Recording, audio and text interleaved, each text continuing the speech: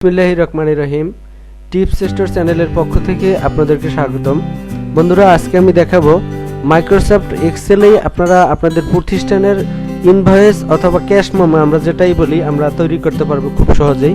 এবং আমরা এই ইনভয়েস থেকেই আমরা প্রতিদিনের হিসাব এবং সাপ্তাহিক মাসিক হিসাব আমরা খুব সহজেই বের করে নিতে পারবো। এতে আমাদের আর ক্যালকুলেটর চাপার দরকার হবে না। তো বন্ধুরা, চলুন শুরু করি। আপনারা কিভাবে এক্সেল শিটে আপনারা ইনভয়েস তৈরি করবেন এবং হিসাব প্রতিদিনের হিসাব আপনারা খুব সহজে কিভাবে রাখবেন সেই টিপসটা আমি আজকে দেখাবো। তো চলুন শুরু করি। এখানে আমি মাইক্রোসফট অফিস প্রোগ্রামটা এখানে অন করা আছি। তো প্রথমে আপনারা যে কাজটা করবেন, প্রথমে আপনারা করবেন যে পেজ সেটআপটা করে নেবেন। পেজ লেআউট থেকে পেজ সেটআপ করে নেবেন। আমি এখানে পেজ সেটআপটা মূলত আমি ইনভয়েসটা A4 সাইজে করতেছি। তো আপনারা চাইলে আপনাদের প্রয়োজন অনুযায়ী যে কোনো সাইজে করতে পারবেন। তো এবারে আমি মার্জিনে 0.5 লেফটে রাখতেছি, 0.7 বা 5 আপনারা যেটাই রাখেন। 0.45 আমি রাখলাম, 0.5 টপে রাখলাম, বটমে রাখলাম 0.5। এবার আমি ওকে দিলাম এবং পেজ সেটআপে আমরা 100% অ্যাডজাস্ট রেখে পোর্ট্রেটে আমি এখানে ওকেতে প্রেস করলাম। দেখতে পাচ্ছেন যে আমার পেজের যে আওতায় যে একটা মার্জিন চলে আসছে। তো এবারে আমি যে কাজটা করব, আমি লিখবো আমার প্রতিষ্ঠানের নাম। ধরুন আমি এখানে প্রতিষ্ঠানের নামটা একটু হাইলাইট করে দেব যাতে যেহেতু একটু সুন্দর দেখায়। তো এই জন্য আমি ইনসার্টের থেকে আমি এখানে ওয়ার্ড নিব। ওয়ার্ড থেকে আপনি এখানে যে কোনো একটা আপনার পছন্দ অনুযায়ী যে কোনো একটা কালার চয়েস করলেন। আমি এই কালারটা চয়েস করলাম। তো এবারে আমি ধরুন আপনার প্রতিষ্ঠানের নাম লিখবেন।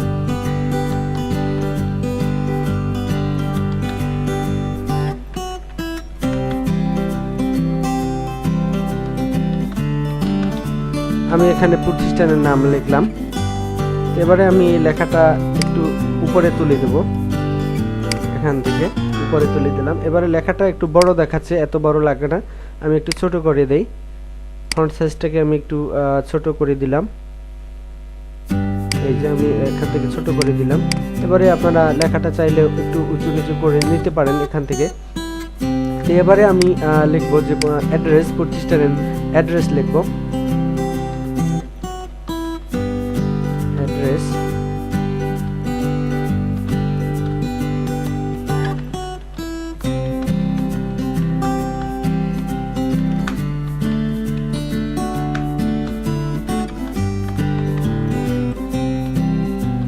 অ্যাড্রেস লিখলাম। এবারে আমি লিখব ফোন নাম্বার।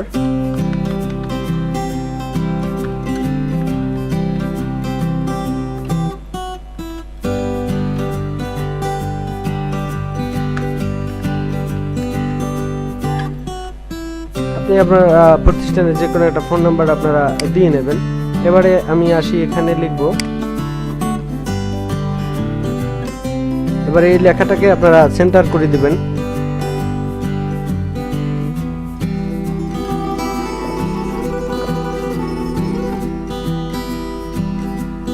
এই লেখাটা আমি এবারে সেন্টার করে দিচ্ছি। এখান থেকে একটু আমি মার্জ করে দিলাম।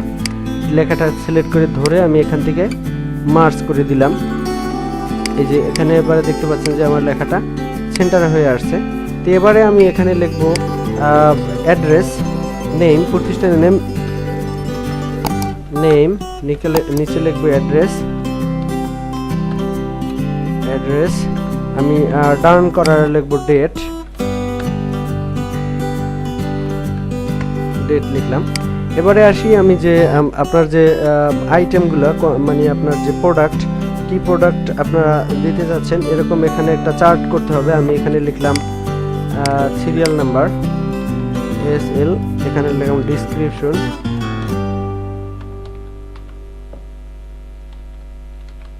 ডিসক্রিপশন। এবারে এখানে লিখলাম ইউনিট প্রাইস।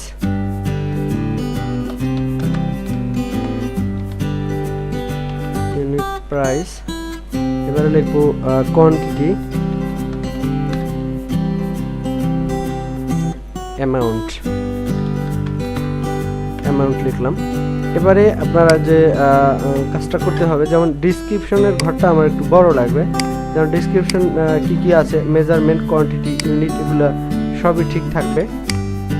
আমি ধরুন এখান থেকে এই লেখাটা এখান থেকে এ পর্যন্ত নিলাম।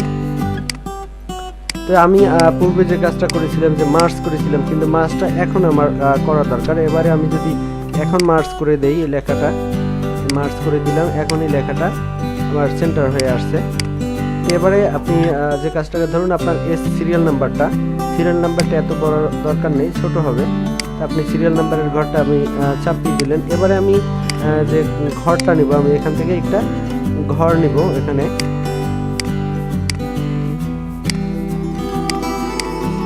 এই যে আমি SL number, description, unit, quantity, amount থেকে আমি একটা ঘর নিব, টেবিল নিব, শক নিব। আমি এখান থেকে শকটা করলাম। শকটা করার পরে আমি এই লেখাটা আমি একটু বোল্ড করে দেই, বা অথবা আমি একটু আন্ডারলাইন করে দেই যাতে লেখাটা একটু সুন্দর দেখা। আমি সেন্টার করে দিলাম। এবারে আপনি এখানে যে কাজটা করতে হবে, নিচে ধরুন আপনি প্রোডাক্ট, আমি এখানে লিখলাম সিরিয়াল নাম্বার 1। এখানে আপনারা একবারে আপনারা ফিক্সড করে নিলে আপনাদের আর করতে হবে না। এই লেখাটা শুধু আপনারা সেভ করবেন, অথবা সেভ না, অথবা মুভ করবেন। মুভ করলেই আপনারা খুব সহজে একাধিক ফাইল তৈরি করতে পারবেন। আমি সামনে দেখাচ্ছি যে টিক্সটা কিভাবে আপনারা মুভ করবেন। তো এবারে আমি সিরিয়াল নাম্বার 1-এ লিখলাম একটা মাদারবোর্ড, ধরুন আসুসের একটা মাদারবোর্ড নিলাম, ধরুন গিগাবাইটের।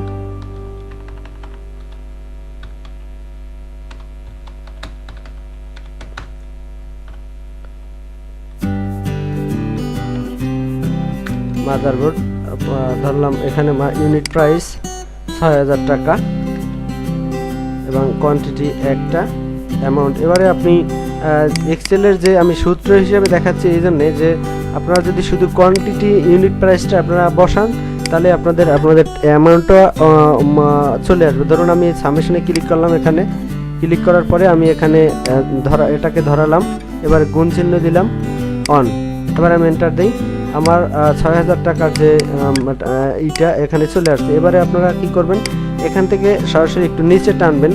নিচে টানার পরে এবারে এখান থেকে এভাবে আপনারা নিচে টেনে রাখবেন, অথবা আপনারা নাও টেনে রাখতে পারবেন যদি আপনার একাধিক আইটেম না হয়। ধরুন আপনার একটা আইটেমে এই টাকা, কিন্তু অন্য আইটেমে আর এক টাকা। এখানে সিরিয়াল নাম্বার দিয়ে যদি আপনি এখানে লেখেন একটা কিবোর্ড,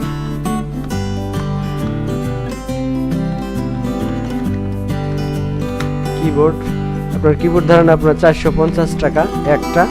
এবার যদি আপনি এখানে টেনে আগে যদি এভাবে সূত্রের মাধ্যমে রেখে থাকতেন এভাবে, তাহলে আপনি দেখতে পাচ্ছেন এখানে যে ৪৫০ টাকা অলরেডি চলে আসছে। এবারে আপনি যদি আরেকটা আইটেম এখানে দেন, ধরুন আপনি আরেকটা আইটেম, এখানে একটা মাউস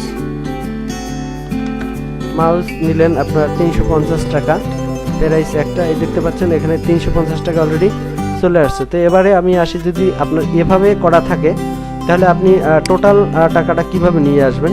ধরুন আপনার যে টোটাল টাকাটা এখানে রেখে আপনি এখান থেকে সামেশনে ক্লিক করবেন, সর্বশেষ সামেশনে ক্লিক করার পরে আপনি এখান থেকে এন্টার চেপে দেবেন, আপনার টোটাল টাকাটা এখানে চলে আসছে। তো এবারে আমি এখানে লিখি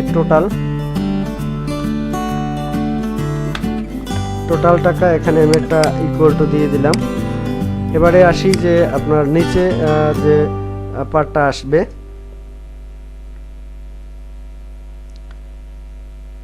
টোটালের পরে আপনারা আপনাদের নিচে অনেক কিছু লেখা যায়, কিন্তু আপনাদের প্রয়োজন অনুযায়ী আপনারা লিখে নেবেন। তো আমি এখানে আর বেশি কিছু লিখলাম না। তো এবারে আমি শেষে লিখবো এখানে যে কাস্টমার সিগনেচার এবং ম্যানেজারের সিগনেচার।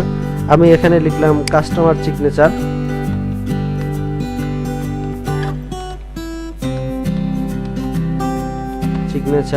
আর এখানে লিখলাম ম্যানেজার।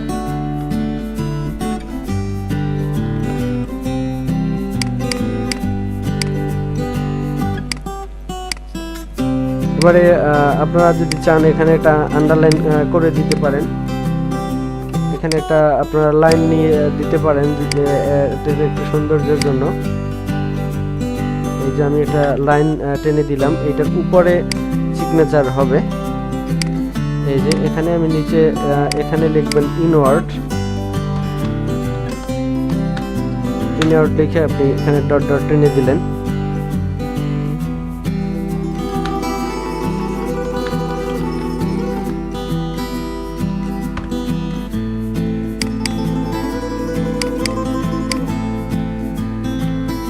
দেখতে পাচ্ছেন।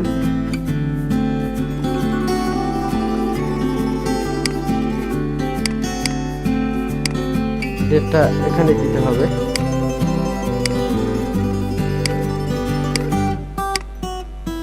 এটাকে একটু চাপিয়ে ফাঁকা করে দেন যাতে প্রতিষ্ঠানের নাম খুব সহজে লেখা যায়। একটাকে এবারে ঘরটাকে আমি চাপিয়ে দিলাম। এই যে বন্ধুরা, এবার এখান থেকে এভাবেই আপনারা দেখুন, আমি প্রিভিউ করে দেখাচ্ছি যে কিভাবে কিরকম দেখা যায়। আপনার পেজ সেটআপটা একটু টেনে দিতে হবে। এই যে আপনাদের ক্যাশ মেমোটা এরকম হবে। আমার এটা সেন্টার হয়নি, একটু আমি বড় করে দিচ্ছি।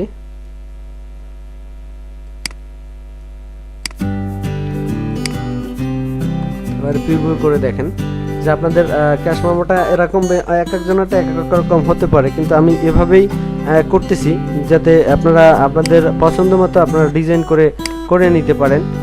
এবং এর ভিতরে অনেক শ্যাডো ট্যাডো দেওয়া যায়, আপনারা প্রয়োজনে আপনারা দিয়ে নেবেন শ্যাডোগুলো। এখানে আমি ধরুন এখান থেকে আমি একটা শ্যাডো নিব, এই শ্যাডোটা আমি এখানে ফিক্সড করে নিলাম। এবার আপনারা চাইলে আপনাদের যে প্রতিষ্ঠানের লোগো আপনারা এখানে অ্যাড করে নিতে পারেন অথবা উপরে বসিয়ে দিতে পারেন জেপিজি ফাইল থাকলে। তো এবারে আপনারা যে কাজটা করবেন, ধরুন মেইন যে কথাটা আমি বলতে চাচ্ছি, ধরুন আপনি প্রতিদিনে ধরুন আপনি 10 বা 20টা বা 30 জন সেলস মানে কাস্টমার পান। তো এক্ষেত্রে আপনি যদি 20টা ক্যাশ মেমো করেন, আপনি ধরুন কপি করেন যে জিনিসটা আমি এই জিনিসটা একজনকে দিলাম, কিন্তু অন্যজনকে আমি এইটার উপরেই কপি করব না। আমি যদি রেখে দেই যে আমি একদিনে আমার 30 জন আমার কাস্টমার এসছে, আমি 30 জন কাস্টমার থেকে কত টাকা আমি সেলস করছি, বিক্রি করছি, আমি সেই হিসেবটা আমি একবারে আমি আমার দোকান যে সময় আমি প্রতিষ্ঠান যে সময় ক্লোজ করব, তখন আমি খুব ইজি আমি নিয়ে নিতে পারবো যে কয় টাকা আমি বিক্রি করেছি, কয়টার মেমো আমি ইস্যু করেছি। তো এবারে আপনারা যদি চান যে এখানে ধরুন শিট নাম্বার, একটা এক্সেল শিটে অনেকগুলো শিট আপনারা নিতে পারবেন। তো ধরুন আপনি একটা ডেট ফিক্সড করে, ধরুন আমি এই ফাইলটাকে আমি সেভ করলাম, এই ফাইলটাকে আমি আমার ডেস্কটপে সেভ করলাম, আমি ডেট ওয়াইজ সেভ করলাম। ধরুন আপনি 14/11/2020 আমি এই নামে আমি ফোল্ডারটা মানে ফাইলটা সেভ করলাম। ধরুন আমি এই ফাইলটা সেভ করলাম, এই যে ফাইলটা আমি এখানে সেভ করলাম। এবার আমি ফাইলটা অন করলাম। অন করার পরে আপনারা যে কাজটা করবেন, ধরুন আপনি একদিনে আপনার 30 জন কাস্টমার আছে, 30 জন কাস্টমার থাকলে আপনি 30টা শিট নেবেন। ধরুন এই শিটটাকেই আপনি একটা মেমো করে আপনারা কপি করার দরকার নেই বা কাট করার কোনো দরকার নেই, আপনারা শুধু এই শিটটাকে আপনি চেঞ্জ করবেন। ধরুন আমি এখানে এসএল নাম্বার দিলাম, অথবা আপনাদের বোঝার সুবিধার্থে আমি অন দিলাম, এসএল অন।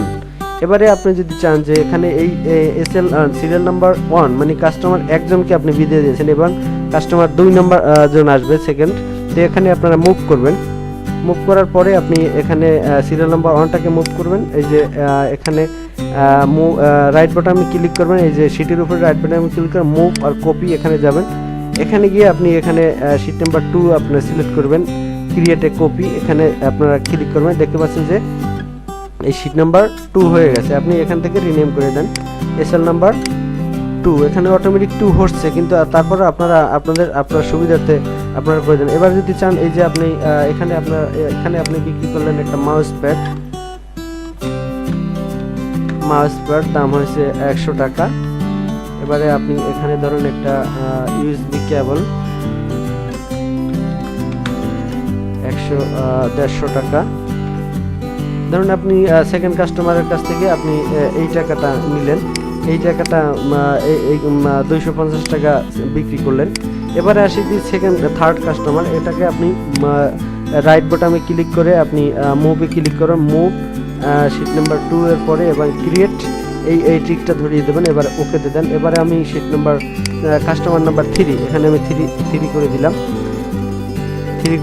ধরুন 3 নাম্বার কাস্টমারের কাছ থেকে আপনি বিক্রি করলেন একটা কুলিং ফ্যান আমি ধরলাম 250 টাকা। এবারে আমি ধরি একটা র্যাম 1800 টাকা। এই ধরুন আমি এইটা দেখাচ্ছি। আপনারা এভাবেই আপনারা যদি চান যে আমি প্রতিদিনের 30 জন কাস্টমারের 30টা শিট নিয়ে আমি খুব সহজে আমি বের করে নিতে পারবো, যে আপনার কত টাকা আপনি সেল করেছেন, কত টাকা আপনার বিক্রি করেছেন। তো এবারে আপনি এই যে 3জন কাস্টমার আমি বিদায় দিলাম। এবারে আপনারা যদি চান আপনাদের বেশি অনেক কাস্টমার হতে পারে, কম হতে পারে, আপনারা এভাবেই আপনারা সেলটাকে বাড়িয়ে নিয়ে আপনারা আপনাদের ক্যাশ মেমোটাকে আপনারা কম্পিউটারে ধরে রাখতে পারবেন। ইচ্ছা করলে আপনাদের সাপ্তাহিক, বাৎসরিক, মাসিক এবং বাৎসরিক হিসেব আপনারা খুব সহজেই আপনারা করতে পারবেন একটু বুদ্ধি খাটিয়ে। তো এবারে আসি, যদি আপনি কিভাবে আপনারা ধরুন আপনি দোকান ক্লোজ করার আগে আপনারা কিভাবে আপনারা প্রত্যেক অ্যামাউন্টটা আপনি অ্যাড করতে পারবেন। ধরুন আমি এখানে রিনেম করে এই লেখাটাকে আমি লিখলাম টোটাল পার ডে। আমি লিখলাম এখানে পার ডে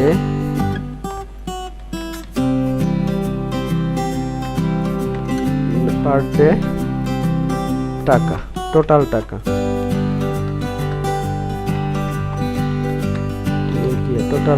এই শীটটা আমি এখানে লিখলাম। এখন আপনারা যদি এখানে যান যে আমি এখানে ডেটটা দিলাম 14/11/2020।